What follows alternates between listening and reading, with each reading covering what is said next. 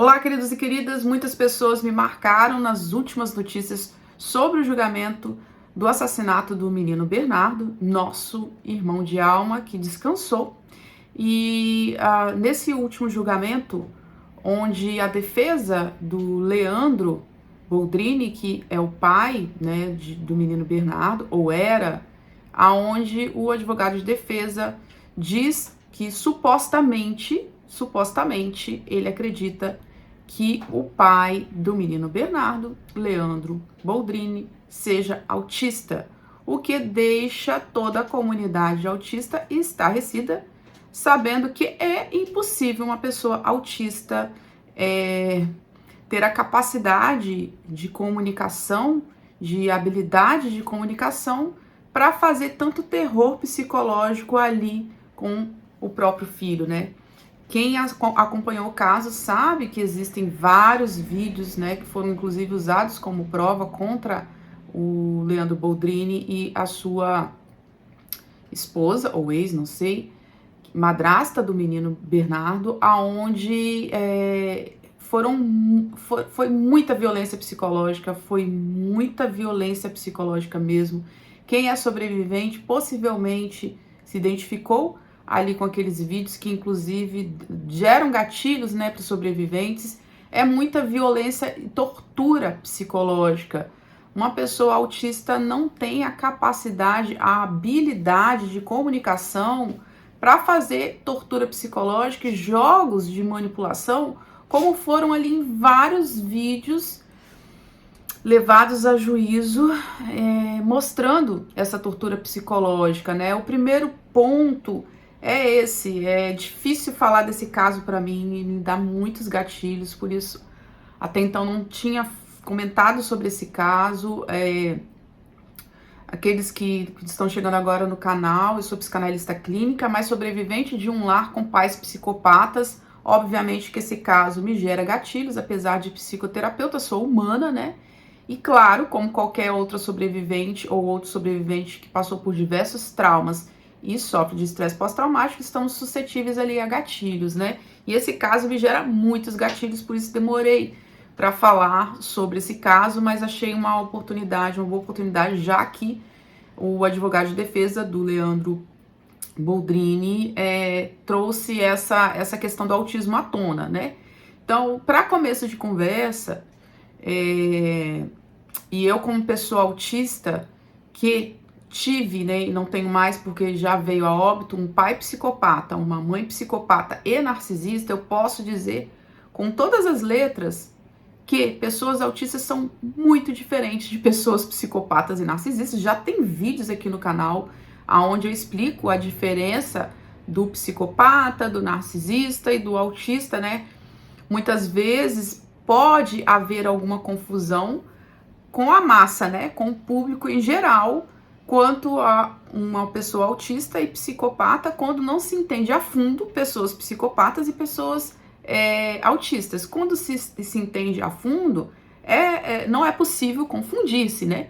Mas sim, existe todo um estereótipo de que a pessoa autista é fria, de que tem dificuldade ali em se comunicar, e esse advogado de defesa trouxe isso em questão, de que o pai do menino Bernardo seria ali uma pessoa fria, não sabia se comunicar por ser autista. O que eu acho, supostamente, penso, né, que diante da bancada, né, que estava ali da jurisprudência, chegou a ser cômico, né, colocá-lo como, eu acho que foi, assim, um tiro no pé da defesa, e eu diria que foi vexatório, né, porque é incabível trazer uma pessoa com tantas provas de todas as torturas que o menino Bernardo sofreu por parte do pai também, e querer colocar ele ingenuamente como uma pessoa autista por ser frio, por ser inteligente. Então, vamos debruçar aqui em algumas falas da defesa e alguns recortes de jornais que eu achei bem interessante para quem é sobrevivente, para você que é sobrevivente como eu, da gente analisar, tá? Primeiro ponto da fala ali da defesa, desse advogado. Ele iniciou dizendo que inclusive citou ali um artigo do Dr. Matheus Trilico, que já veio aqui no canal, né? Ele é médico neurologista, especialista no TEA, e ele explicou ali, leu um trecho de um artigo do Dr. Matheus, explicando que seria autismo em adultos, né? E em seguida ele disse que o Messi é autista. Então, para aqueles que não sabem, né, e possivelmente para ele ter dito isso, né, esse advogado, ele não é tão bem informado quanto o autismo, como ele bem disse, que estudou muito sobre o autismo. Para início de conversa, o Messi já desmentiu, ele não é autista, tá? Então isso é fake news. Antes de vocês compartilharem uma notícia, verifiquem se isso não é fake news. No âmbito jurídico, mais ainda, né? Poxa, você no âmbito jurídico compartilhando uma fake news, acho que é meio vexatório isso. Então, não é confirmado, o próprio Messi já desmentiu, mas aí já dá para ter uma ideia do nível de conhecimento desse advogado falando de autismo, né? Por aí a gente já vê. Segundo, não se dá diagnóstico, a fala dele é que não se dá diagnóstico em psicopatas sem fazer o teste, né? Tem um teste específico da psicopatia que não se dá diagnóstico sem uma entrevista com os pais. E aí eu te digo, diante de tantos psicopatas encarcerados, diante de tantos psicopatas, serial killers que já passaram pelo judiciário, aqueles que os pais já morreram, eles nunca então irão receber o diagnóstico de psicopatia? Aqueles cujos pais, um pai está preso, a mãe é dependente química, a mãe está numa clínica psiquiátrica porque tem esquizofrenia, porque isso, gente, é o caldeirão mágico aí normalmente dos pais de psicopatas. Dificilmente você vai encontrar um psicopata ou uma psicopata que os pais são funcionais. Quando você pega a história de psicopatas, de quem são os pais, normalmente tem algo errado, mesmo que para a sociedade pareçam pais normais. Quando você coloca uma lupa sobre a vida desse psicopata na infância, você vê que tem coisas erradas ali, né? Todos os psicopatas, todos que já são casos noticiados, têm uma relação de disfuncionalidade no âmbito familiar, né? Então, um psicopata que está lá, passando por julgamento, todo o processo jurídico, o pai, então, que já morreu, a mãe que já morreu, ou o pai que está encarcerado, que possivelmente pode ser psicopata também. Então, se o pai e a mãe são psicopatas, vai se dar o diagnóstico ali nos autos de que esse psicopata está ali em julgamento, ele pode não ser ou não psicopata, baseado no que os pais, que também são psicopatas, disserem? Mais que isso, ou sociopatas, ou os que já perderam parte da noção da realidade porque estão em clínicas de recuperação, são drogados, são alcoólatras, ou tem algum grau de doença mental. Então, é baseado no que os pais... Então, se os pais não estão aptos a estarem ali descrevendo como foi a infância desse sujeito ou dessa sujeita, não tem, então, diagnóstico. O judiciário, então, ele não pode dar diagnóstico de psicopatia no Brasil porque os pais não foram entrevistados, independente de quem sejam esses pais. Fica aí a minha dúvida quanto ao judiciário, como eu não sou da área, não posso responder, mas achei intrigante isso, que os pais precisa-se ter ali a entrevista com os pais para dar diagnóstico de psicopatia no Brasil, segundo esse advogado de defesa. Se é verdade, se realmente isso é fato, eu não sei te responder, queridos sobreviventes que estão do outro lado. Mas, um tanto intrigante. Esse é o segundo ponto. Terceiro ponto. Há um estereótipo de que todo psicopata, para ser psicopata, ele matava cachorrinhos na infância, ele maltratava gatinhos na infância, ele era malvado com outras crianças, e não é isso que indica em alguns casos. Se você pegar de novo serial killers, nem todo serial killer é psicopata, né? Se você pegar psicopatas, nem todos tinham histórico de violência na infância. Exemplo, Andrew Cunanan. Andrew Cunanan é o assassino de Versace. Ele fez vários assassinatos, cometeu vários assassinatos em série, né, nos Estados Unidos. E ele foi uma criança normal.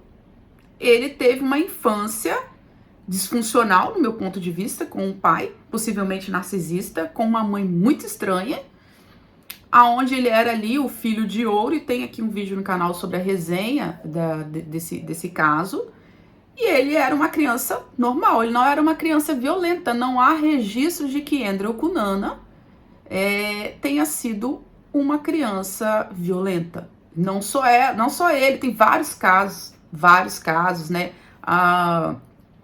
Eu posso dizer, né, não, pelo menos na minha família, com pai e mãe psicopatas, não há registros falas de que meus pais, na infância, eram malvados, de que eles cometiam atrocidades com outras crianças, com animais. Não há esses registros, pelo contrário. Sempre me falaram que sofreram na infância e que eram crianças normais, tá?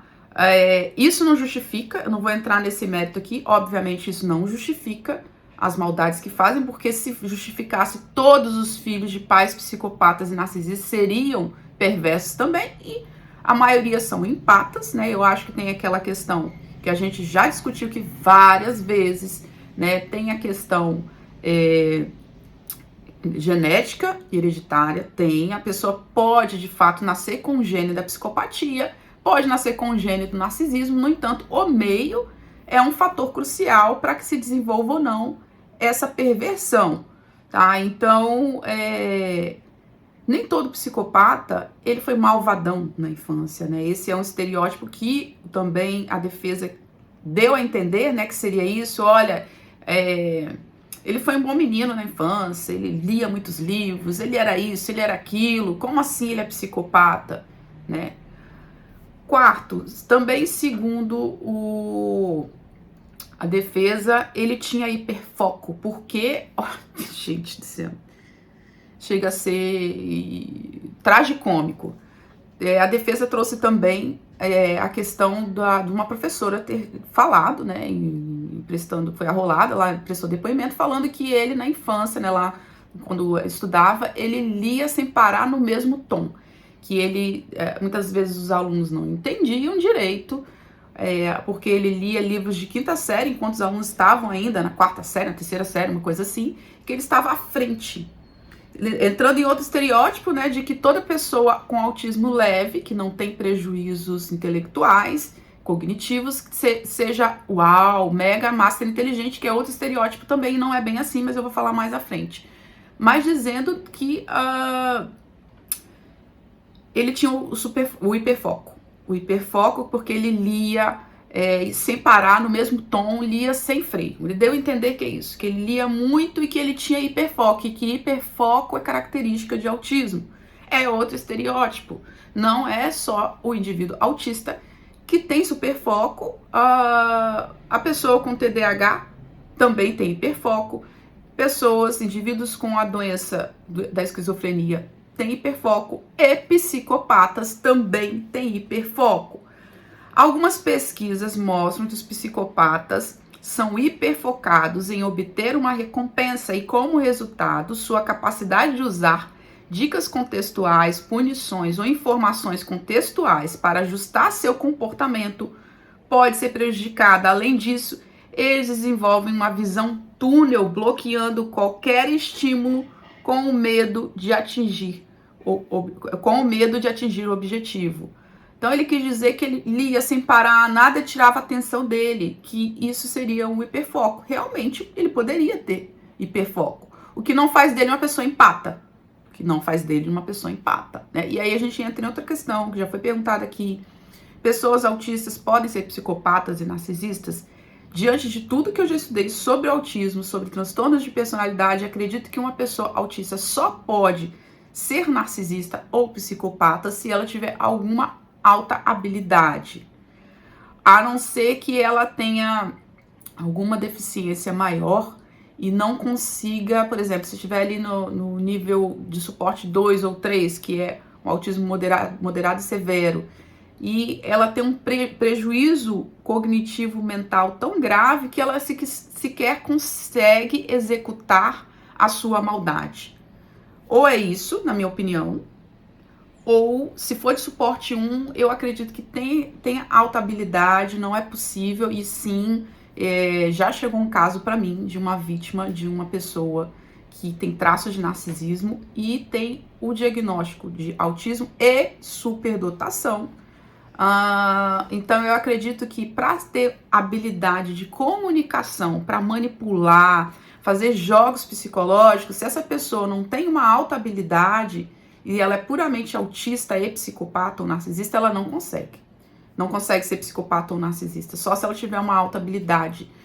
Não, acho impossível que um autista tenha essa habilidade de manipular, de jogar, se não tiver uma superdotação. E acredito que existam casos onde a pessoa recebeu o diagnóstico de autismo, mas na verdade ela é apenas superdotada. Por quê?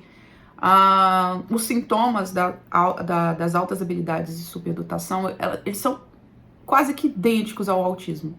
O que muda realmente é a comunicação, mas tem estereotipia, tem STIMs, tem transtorno de processamento sensorial, comitaminet. Agora não saiu, gente. Então, acredito que pessoas com altas habilidades recebam um diagnóstico equivocado de autismo, quando na verdade são só superdotados, que essas pessoas sim consigam desenvolver, que tenham ali talvez uma psicopatia ou como é o nome? Psicopatia ou narcisismo. Bom, acredito, gente, que uma pessoa psicopata ou narcisista, ela possa ter uma alta habilidade. Não existem provas científicas de que uma pessoa psicopata não possa ter altas habilidades. Inclusive, há outro estereótipo de que o psicopata é mega inteligentão, que ele tem um QI acima da média, que a ciência já descobriu e já afirmou que isso é errado. Não, a maior parte dos psicopatas eles não tem QI acima da média. Mas sim, uma pessoa psicopata pode ter QI acima da média, pode. Meu pai, psicopata, como disse, já não está mais entre nós, não está mais aqui, né, nesse plano. Ele era muito inteligente, ele só estudou até a 4ª série e ele fazia cálculos matemáticos de engenharia.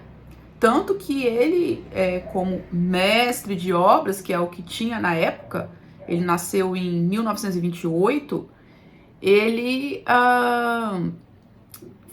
construía prédios, era um engenheiro prático, né? Assim como existia a veterinária prática, ele era um engenheiro prático de prédios de grandes, inclusive até de obras públicas, né? De instituições públicas da época. Então ele construiu muita coisa fazendo cálculos com a 4ª série, o que, né, a gente já percebe que tinha pelo menos um QI elevado, não dá para saber. Mas sim, uma pessoa psicopata, ela pode ter altas habilidades e superdotação. Então, gente, os cachorros latiram, eu tive que cortar. Então, essa jogada de colocar como se ele fosse muito inteligente, isso fosse característica de um autismo de suporte 1, é um estereótipo da sociedade.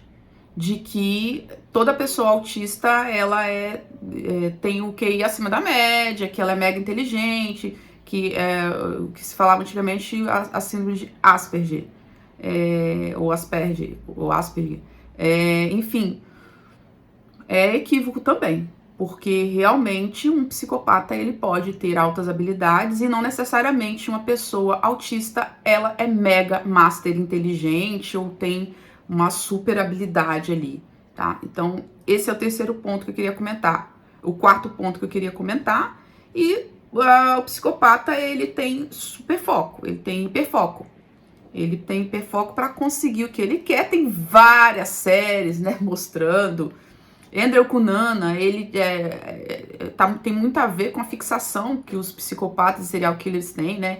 Andrew Cunanan, quando ele tinha uma fixação em alguém, ele ligava o hiperfoco dele e virava à noite. A série You, né, ou Você, que é fictícia, mas a autora, ela escreveu a série lendo correspondências de detentos, né, que tinham um perfil ali de psicopatia, e é a mesma coisa, ele fixava, ligava o hiperfoco e virava à noite. Então, o psicopata e o narcisista também tem esse hiperfoco quando tá em busca de engolir uma vítima, tem. Não necessariamente o hiperfoco é do autista, tá, gente? Quinto, nem todo autista é um gênio. E né, a maior parte de fato não é, tá, gente? Isso é um equívoco, não sei como surgiu isso, de que todo autista ele de suporte 1, ele é um gênio devido à síndrome de Asperger. Já foi desmistificado isso, tá, gente? Não. A maioria das pessoas autistas de grau 1 ou Asperger, elas não são um gênio, mas sim, uma parte realmente tem essa inteligência maior, vamos colocar inteligência maior. No entanto, para a comunicação, as habilidades sociais são problemáticas, né? Sexto, a defesa também vai falar do abraço, que ele abraçava o filho de forma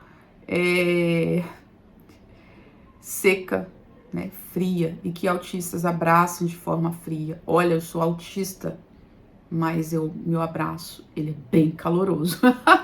Várias pessoas, queridas manas que eu conheço, autistas, o abraço Tem crianças autistas que têm um abraço muito caloroso. É outro estereótipo de que todo autista não abraça. Alguns não abraçam, alguns não gostam de toques, mas não são todos. Mas, quem é filho de uma mãe narcisista ou psicopata sabe muito bem como é um abraço frio. A não ser que seja um narcisista ou uma mãe narcisista muito oculta, ela vai abraçar calorosamente para enganar. Mas sem a máscara do narcisista ou do psicopata, é um abraço extremamente frio. Frio como um iceberg, né? Então, para quem não sabe, nem todo autista tem um abraço frio, é um estereótipo também. E colocar isso, gente, fico pensando se um dia isso já aconteceu fora do Brasil, aonde estão 100 anos, os Estados Unidos, Europa, que estão há 100 anos-luz nos transtornos de personalidade, de psicopatia, se iriam ter coragem de falar isso, colocar isso em xeque, que uma pessoa, porque abraça de forma fria, então ela é autista, então ela não é assassino do próprio filho, sendo que tem várias circunstâncias que provam isso, vários vídeos ali mostrando a tortura psicológica que o menino sofria, a negligência, os maus tratos, o próprio assassinato, confesso ali, né? Mas não, ele só era um pai que abraçava o filho friamente. Absurdo, gente, absurdo. Chega a ser tragicômico, parece piada. Eu acho que o judiciário de países desenvolvidos que estão 100 anos-luz à frente do Brasil em transtorno de personalidade devem rir de colocar isso num julgamento, gente. Então, toda pessoa que tem um abraço frio, então ela é autista. Sétimo, o laudo aponta traços de... isso a promotoria, né, falou durante o último julgamento, que o laudo aponta transtorno de personalidade antissocial, traços de transtorno de personalidade antissocial e transtorno de personalidade narcisista, tá? Isso é visível ali. Quem faz a leitura corporal dele, já de cara identifica não só a frieza, mas ele é um sujeito muito arrogante. Não precisa nem ler nos jornais que ele era estúpido. Nos jornais dão esses recortes aí de testemunhas falando que ele era muito estúpido. Nem precisa. A leitura corporal dele é de uma pessoa extremamente soberba e arrogante. Ele se acha o rei da cocada preta. Ele se acha muito. E quando o último julgamento ele foi, passou mal, eles passam mal, né? Uma outra lá que desmaiou na hora de cometer as barbaridades, as crueldades, eles estão ótimos, né? Aí agora, chora, todo aquele teatro, fake news, eu não acredito na lágrima de nenhum deles ali. Nas lágrimas de nenhum deles ali. Nem naquela que aplicou injeção, que morou inclusive com a madrasta do menino Bernardo. Morou tantos anos, não viu que era uma perversa? Farinha do mesmo saco. a minha experiência clínica com filhos de mães e pais psicopatas é que quem fica muito tempo ali, os cônjuges, os amigos, é tudo farinha do mesmo saco, gente. Porque quem vê coisa errada se afasta. Quem fica é tudo farinha do mesmo. Eu não acredito, a mulher chorando, vai pro dinheiro, vai te catar. Farinha do mesmo saco. Farinha do mesmo saco. Aí ficam lá chorando, desmaiando, mas na hora de cometer essa brutalidade, essa maldade, essa covardia, eles estavam ótimos, lindos e maravilhosos, né? Então ele era uma pessoa extremamente arrogante, dá pra ver isso nitidamente na leitura corporal dele, se achava muito.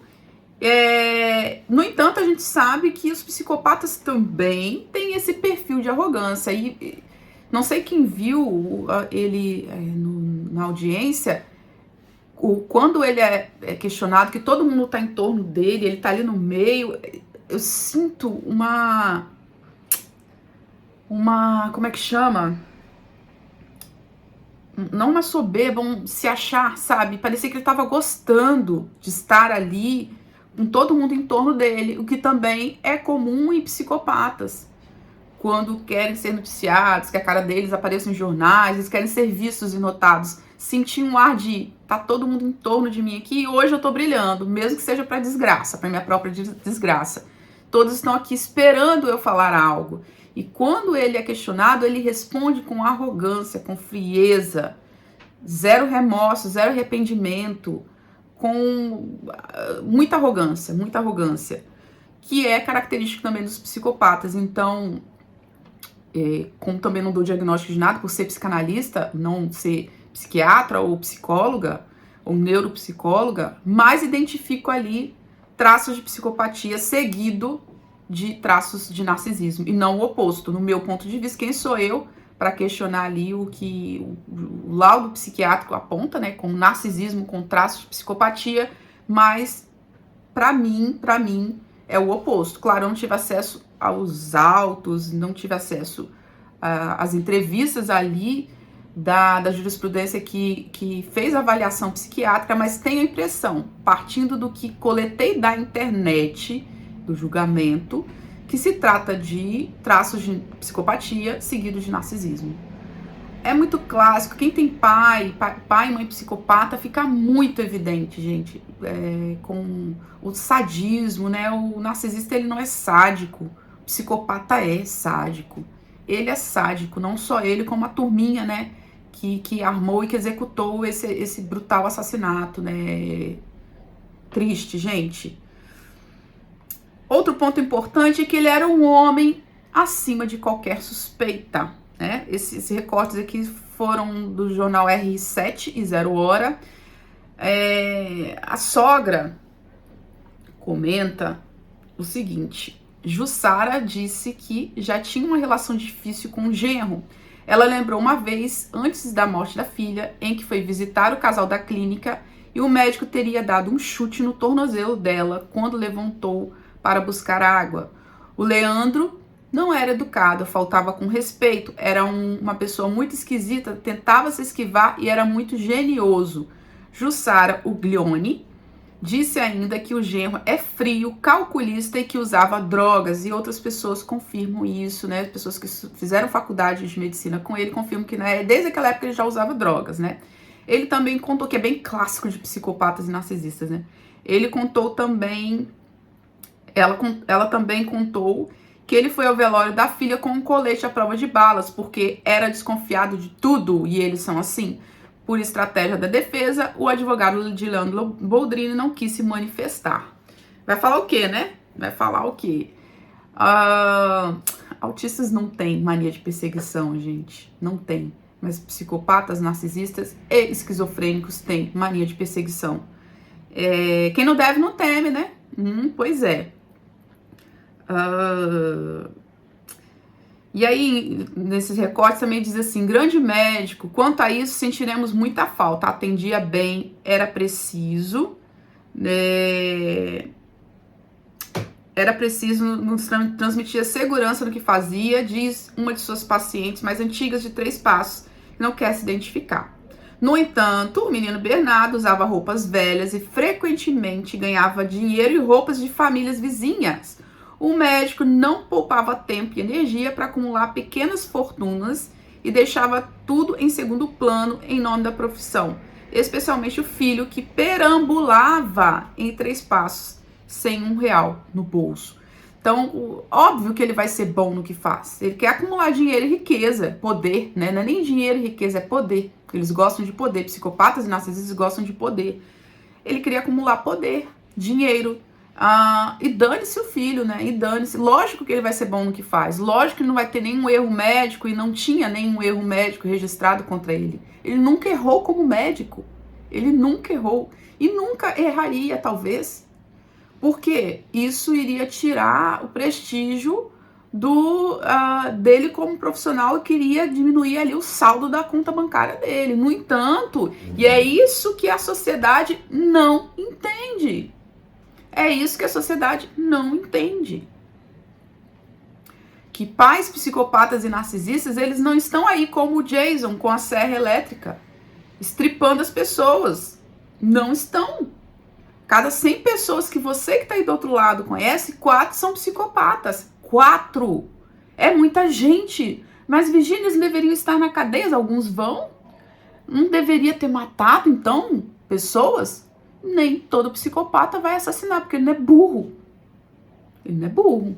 Ele sabe que se for assassinato, corre risco de ser pego, ser preso. E aí não vai poder praticar suas maldades. Eles estão aí. Estão aí, né? Tendo trabalho, profissão, executando suas funções, sendo muito bons no que fazem, principalmente isso, cometendo maldade com pessoas aleatoriamente. Eles escolhem quem vão fazer maldades. Eles escolhem. Possivelmente, o pai do menino Bernardo tinha uma vítima antes dele, que foi a mãe dele. A relação deles era super conflituosa. Então, ela era a vítima. Depois foi o menino, o próprio filho. E se deixasse solto, ele ia pegar uma outra pessoa. Ia pegar. Talvez até a própria esposa. Alguém ia pagar o pato em algum momento. Até lá, eles estão soltos. Eles não estão com um machado na mão, como nos filmes de terror. Eles estão à solta. Estão à solta. Então, era uma pessoa longe de qualquer suspeita. Isso é motivo para você e eu ficarmos atentos a quem conhecemos. De 100 pessoas, 4. Quantas pessoas você conhece? 300, 400, 1.000 pessoas? Dessas 1.000 pessoas, tem ali 40, né? 40 que são psicopatas. Psicopatas. Narcisistas, a percentagem é menor, mas eu não concordo. Acho que não, né? Tem algo errado aí nessas pesquisas. É muito mais que isso. Entende isso? Bom, mesmo longe de qualquer suspeita, né? Foi condenado aí, julgado mais de uma vez e condenado. Um outro ponto que eu queria comentar desse caso é a criação do Leandro. Como foi a criação dele? E aí, num recorte do jornal Zero Hora, diz assim: para realizar o sonho de virar doutor, o pai de Leandro investiu no garoto, reuniu as economias e matriculou no colégio Ipiranga, escola particular e tradicional de 3 Passos, a mesma em que Bernardo estudava e que hoje está de luto.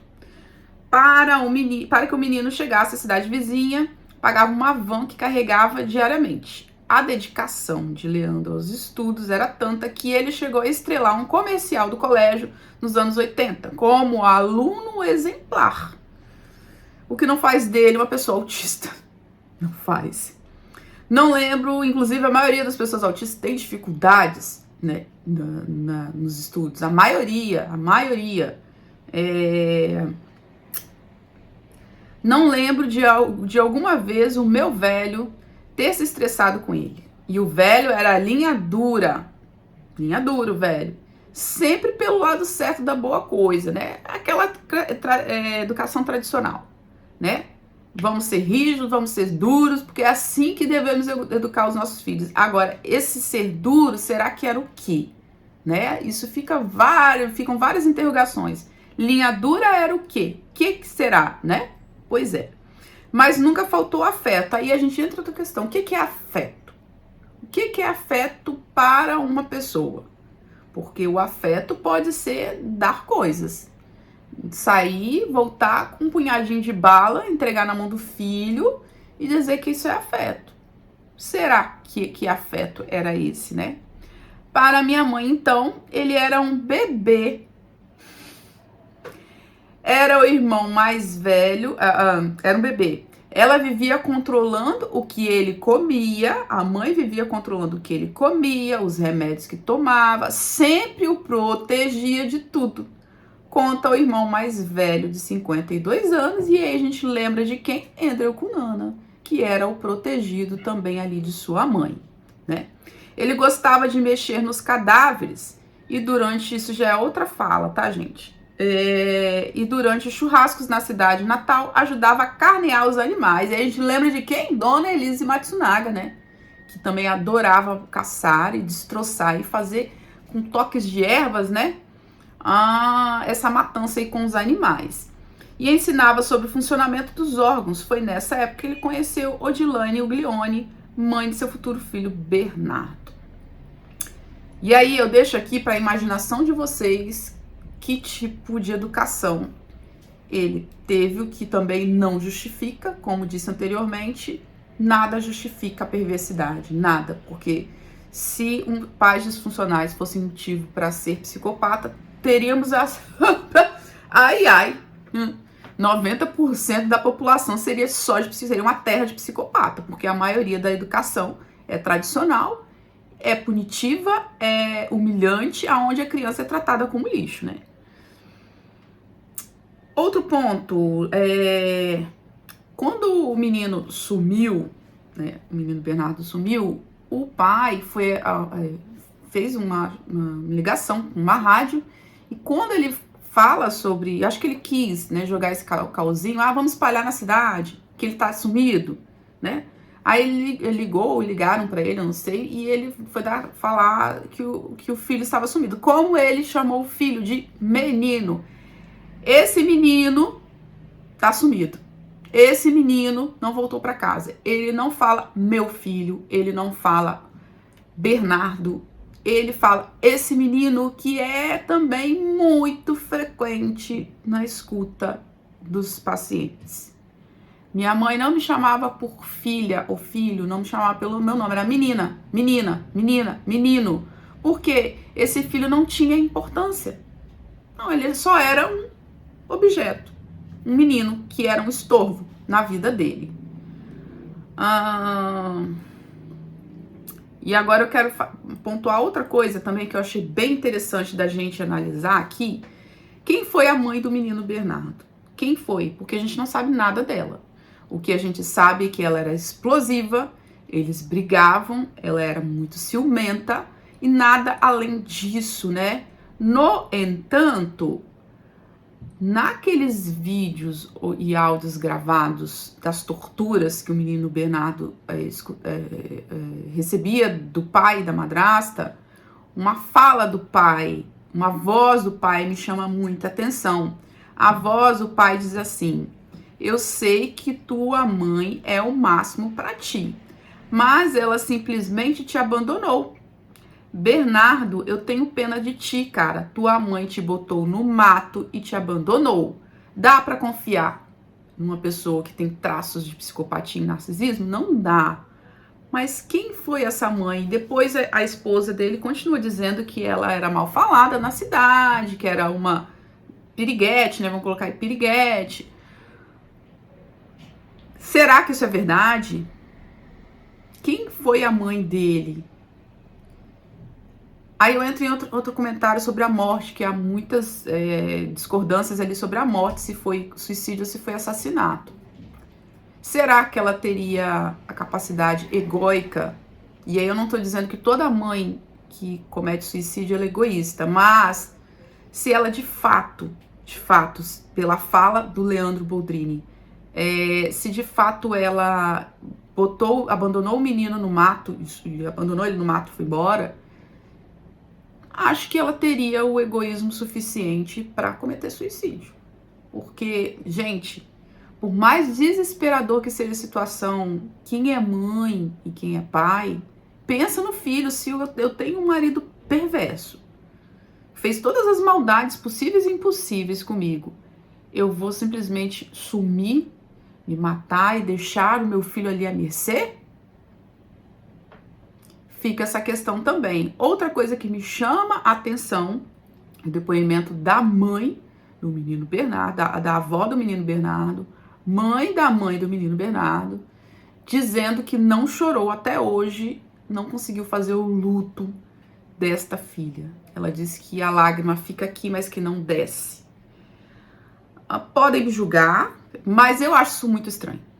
Acho estranho. Mas cada um sente um luto diferente. Tudo bem, mas não sua própria filha morrer e você, meses, anos depois, ainda não conseguir chorar a morte dessa filha? Estranho. Que contexto que a mãe do menino Bernardo foi criada? Será que de fato ela abandonou essa criança no meio do mato, como diz o pai do menino Bernardo? Difícil, né, gente? Difícil. É difícil. Ela ficou casada bastante tempo com o pai do menino Bernardo, porque ela cometeu suicídio ou foi assassinada, a gente não sabe ao certo, né? A perícia no final concluiu, arquivou o processo dizendo que ela foi suicídio. Tenho minhas dúvidas. No entanto, a secretária diz que a fala dela é que ele saiu do consultório no dia do possível suicídio, gritando socorro, suicídio, e em seguida escutou o barulho do tiro, ou seja, já tinha saído da sala. No entanto, a fala da mãe dela, a avó do menino Bernardo, é que ela estava muito entusiasmada com o divórcio, porque esse suicídio foi 3 dias antes do divórcio. Acho que sim, como ele fez muita tortura psicológica com o menino Bernardo, ele é capaz de ter feito tortura psicológica com ela a ponto dela se suicidar, acredito. Mas achei 3 dias antes do divórcio muito suspeito. Eu, sinceramente, não sei se foi suicídio ou se foi um assassinato. Sinceramente, a grafia da carta que ela deixou, peritos particulares da mãe disseram que não é. Depois a perícia disse que é. Por fim, a perícia disse que era a letra dela mesmo, sim. E ficou arquivado como realmente suicídio. Para mim é uma incógnita a morte dela, sinceramente. Porque tem coisas estranhas das duas partes, né? A primeira perícia, quem fez, o médico que fez, né, a perícia da carta, se eu não me engano, era conhecido do pai do menino Bernardo, né, do ex dela. E depois, mesmo assim, a polícia foi lá, investigou e colocou como, como sendo a letra dela mesmo. Então, a letra era dela. Por final, ficou como dela mesmo, essa carta de suicida. No entanto, a secretária disse que primeiro ele saiu do consultório, gritou e socorro, suicídio. Então ouviu o tiro. Ou seja, não tinha como ele atirar se ele já tinha saído da sala do consultório dele antes do tiro.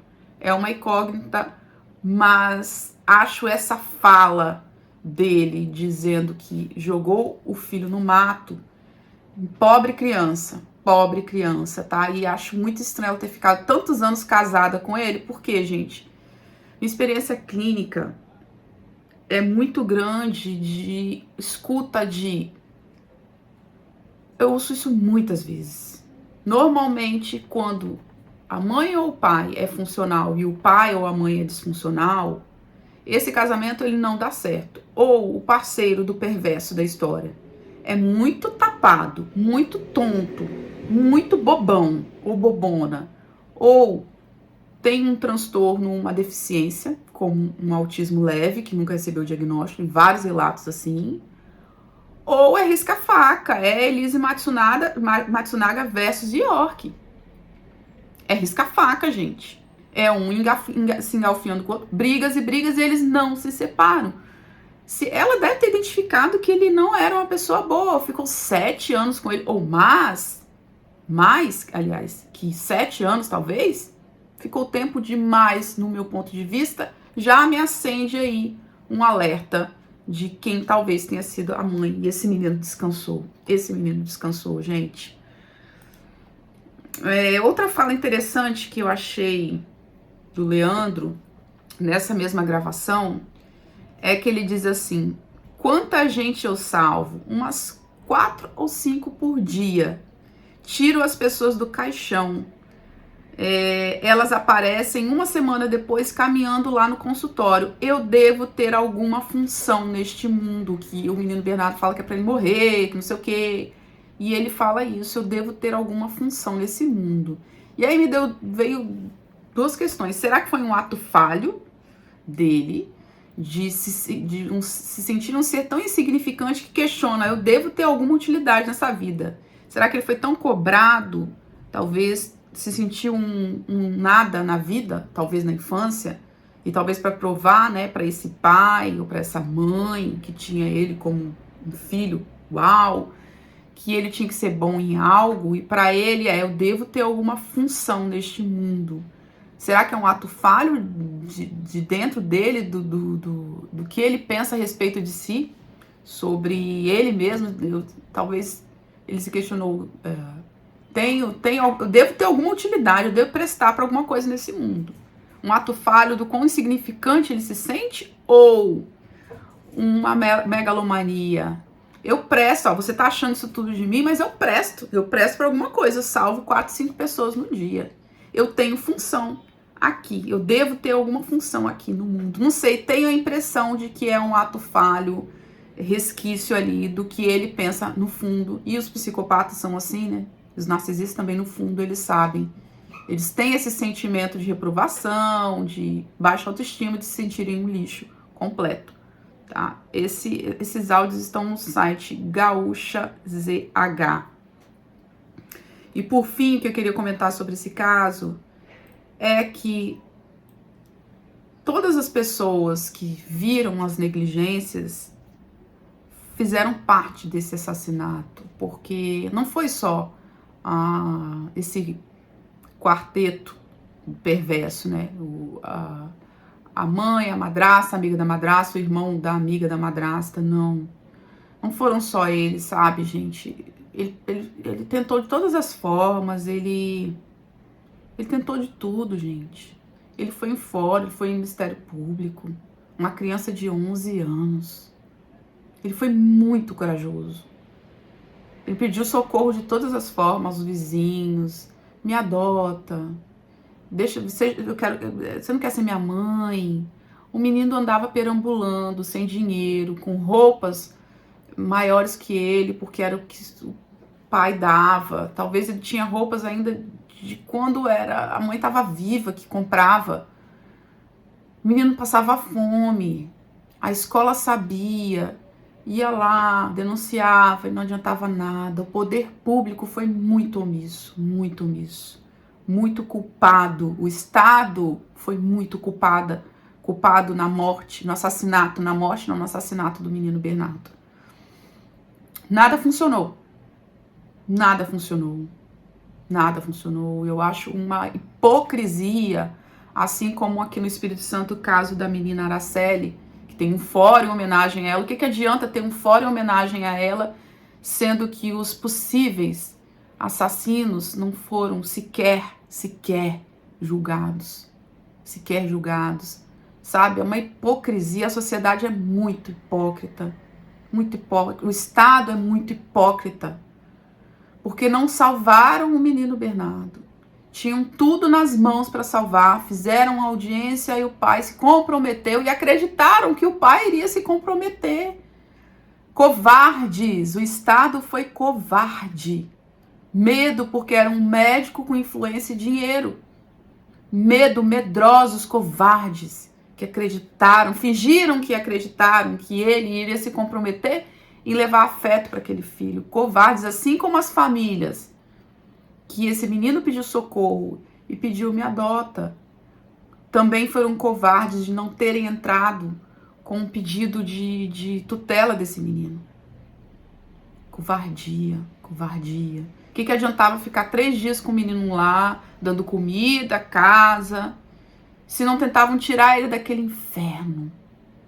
Precisava mais o quê para essas famílias terem ido lá e terem tido coragem de enfrentar esse pai judicialmente pedindo a guarda? Bando de covardes, tanto as famílias que ajudaram dando comida, dando abrigo, quanto o Estado. Covardes, covardes, covardes, covardes, covardes, covardes e covardes. Muita covardia, muita covardia. Não só os assassinos, mas esses que passaram não fizeram o que deveria ter sido feito. Tanto todas as jurisprudências, todos os órgãos que o menino Bernardo pediu socorro e que não tiraram a guarda. Como que o judiciário não tirou a guarda desse menino?